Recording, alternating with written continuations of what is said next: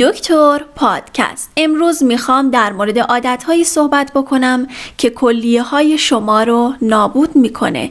کلیه عضو خیلی مهمی توی بدنه که بیشتر مردم مشکلات کلیوی خودشون رو جدی نمیگیرن، با بی‌اعتنایی هم از کنار این مشکل رد میشن.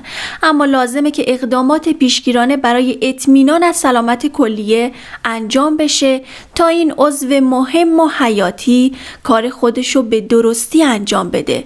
عادتهای روزمره و اشتباهی که فرد انجام میده میتونه باعث تحت فشار قرار گرفتن و آسیب خیلی جدی به کلیه ها بشه. برای فهمیدن بعضی از عادتهای اشتباه لطفاً توی ادامه پادکست همراه ما باشید و کانال ما رو سابسکرایب کنید و لایک و کامنت هم فراموش نشه. عادتهایی که کلیه‌های شما رو نابود میکنه: ننوشیدن مقدار کافی آب. یکی از کارکردهای کلیه تصفیه خون و دفع سموم و مواد زائد از بدنه. اگه به مقدار کافی آب ننوشیم، این مواد سموم توی بدن جمع میشن و آسیب جدی رو به همراه دارن. مصرف بیش از اندازه نمک. بدن برای کارکرد درست نیاز به سدیم داره، اما زمانی که نمک بیش از حد نیاز مصرف بشه باعث بالا رفتن فشار خون، در نتیجه فشار زیادی هم میاد به کلیه ها وارد میکنه. مصرف بیش از اندازه قند و شکر. افرادی که 2 یا چند نوشیدنی شیرین رو توی روز مصرف میکنن به احتمال زیاد دفع پروتئین توی ادرار خواهند داشت. وجود پروتئین توی ادرار یک علامت زود هنگام از عملکرد ناقص کلیه. نگه داشتن ادرار.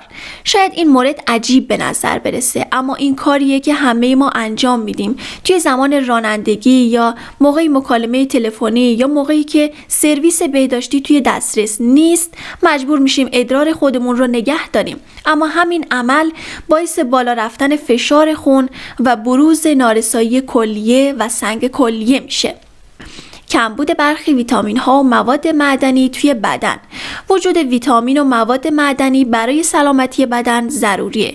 کمبود برخی ویتامین ها مثل ویتامین B6 و برخی از مواد معدنی مثل منیزیم باعث ایجاد سنگ کلیه و نارسایی کلیه میشه. مصرف بیش از حد قهوه. مصرف بیش از حد قهوه و کافئین مثل نمک باعث بالا رفتن فشار خون و تحت فشار قرار گرفتن کلیه ها میشه که به مرور زمان میتونه آسیب خیلی جدی به کلیه ها وارد بکنه. مصرف بیش از اندازه پروتئین های حیوانی. پروتئین های حیوانی مخصوصاً گوشت قرمز باعث افزایش بار سوخت و ساز کلیه ها و مجبور ساختن کلیه ها به کار کردن بیش از اندازه و آسیب جدی به اونا میشه. خواب ناکافی. کمخوابی مزمن ریشه بسیاری از مشکلات و بیماری هاست، از جمله بیماری های کلیه. بدن موقعی که به خواب میره به ترمیم بافت های کلیه در صورتی که آسیب دیده باشن یا حتی آسیب ندیده باشن میپردازه. اگه بدنتون رو از خواب محروم کنید، این فرایند خیلی سخت و حتی ناممکن خواهد شد. سوء مصرف مسکن‌ها و آسیب به کلیه ها.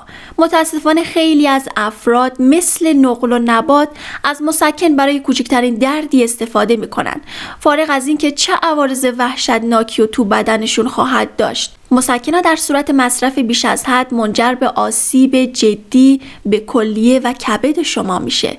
مصرف الکل آسیب خیلی جدی به کلیه و کبد انسان وارد میکنه و به شدت روی کارکرد صحیح کلیه ها اثر منفی داره.